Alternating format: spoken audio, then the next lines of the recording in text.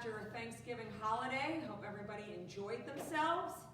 I am Dr. Heather Moore, owner of Total Performance Physical Therapy. Tonight we're talking about COVID back pain, a topic I never thought I would ever do.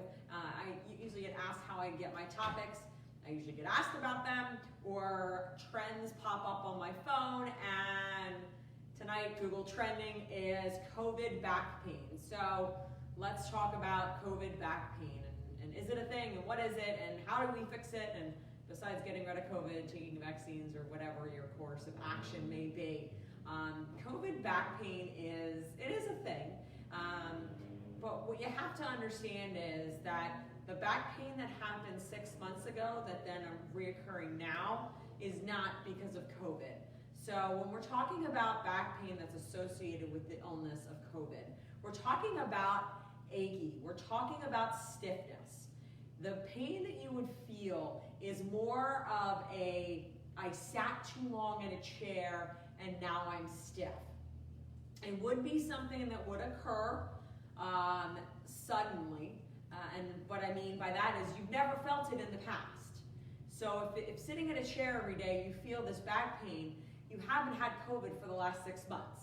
So while I make light of that a little bit, COVID symptoms are not to be ignored. If you have back pain and you also have a runny nose, you have a fever, you have a cough, you have rashes, you want to make sure you're getting that checked. That is definitely signs of COVID. So don't isolate back pain as the only sign of COVID, but COVID back pain and back pain that's associated with COVID is a stiffness, it's a muscle ache, it's a soreness. Generally it's in the low back, not usually in the upper back, although it can be all over. So if you've ever had the flu and you've had that just muscle ache where all of your muscles are really sore, really tired, that can happen. Unfortunately, a lot of people are sitting at home right now and they're sitting in front of computers and their computers are set up incorrectly, and we're mistaking symptoms of COVID for actual pain and problems that are going on elsewhere. COVID back pain is not pain that shoots down your legs. So if you have back pain that's going down your butt into your leg, that's not associated with COVID. If back pain is the only symptom you have, that's not really associated with COVID. If this pain that you have in your back has happened every day for the last 6 months, that's not associated with COVID. If this back pain is in your upper back and it travels down your arm, that's not associated with COVID. So be aware that we don't want to dismiss back pain into either category because both are very disconcerting. You don't want to assume you have COVID just because you have back pain, but you don't want to ignore back pain just because you're like, oh, well, that's just a symptom of COVID. You need to make sure that you are getting properly tested. If you've come in exposure with someone with COVID, if you've been traveling, you want to make sure you have that test. But at the same time, you also want to make sure that if you are experiencing symptoms of back pain, that you are dealing with that appropriately. So it's really more important to have the other symptoms associated with COVID in order to really be certain that that is what you have and you have COVID back pain.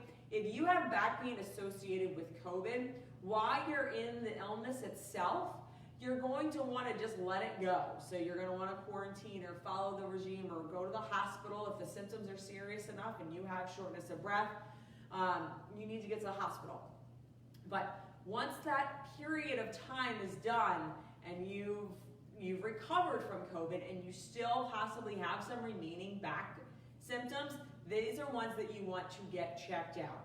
A lot of times it is a muscle issue. A lot of times it isn't a tightness that has occurred just from any illness, not necessarily from COVID. I've had the flu and I know firsthand how sore my back can be just from shaking and shivering after I feel like I've run a marathon and I've laid in bed and done nothing.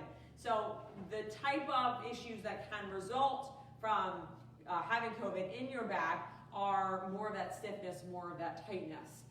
But it is important to understand some of the things that I'm seeing pop up on Google, which make my head spin, quite frankly, are the fact that it is associate a main symptom of COVID, or, pain going down your leg, or numbness and tingling. None of that is associated with COVID. That's a significant sign of something else going wrong that you can't ignore. And while I know people are afraid to come out of their house right now because of the state of the affairs and the state of what's going on, if you have numbness and tingling, if you have any sort of pain going down your leg, you do not want to ignore that. It is really important that you address that. That can lead to a loss of bowel and bladder control depending on where that is. That can lead to foot drops. So it's not something you want to ignore and wash away. It is really important that you also watch your posture.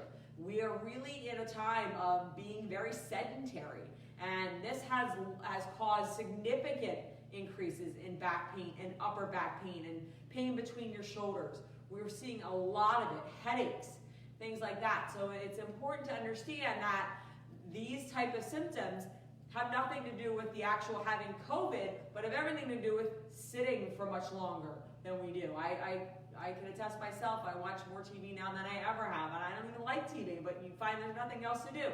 So really understand that back pain, while it can be a symptom of COVID, if you've been experiencing it for quite some time now, if you have numbness or tingling, or if you find that it gets worse with activity, things like that, that's not due to COVID. So just understand that. And then if you have had COVID, you want to make sure that you are being looked at, being evaluated. I don't want to stand here and say, oh, do these 3 exercises, because after you have COVID, you have a lot of issues that you want to make sure you're getting checked out. Is your oxygen okay? Is your respiratory system functioning okay? So I don't want to be flip and just say, here are 3 things you can quickly do to get rid of that back pain from COVID. But understand those are the differences. And I think it's really important, as we're all kind of muddling our way through understanding this, differentiating what is COVID and what is other things that need to be dealt with.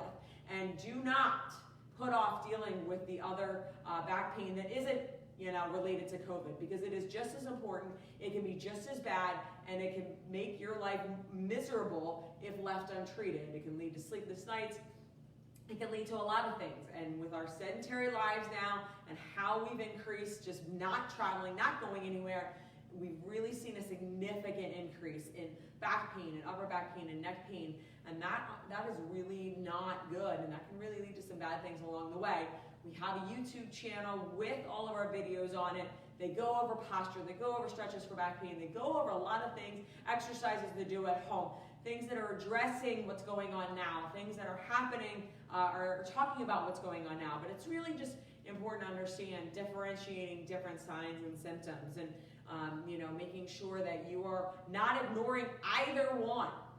Both are extremely important. Both are extremely time-sensitive things that you should be dealing with and not putting it off. But I really wanted to get together with you tonight and just talk kind of about what is more in that COVID sense and what is more in that back pain you want to deal with and really want to get treated. If you or someone you know is having back pain or had back pain from COVID and you want a free consultation with a doctor of physical therapy, all you have to do is call our office at 215-997-9898, and we'd be happy to help you out. Thanks, and have a good night.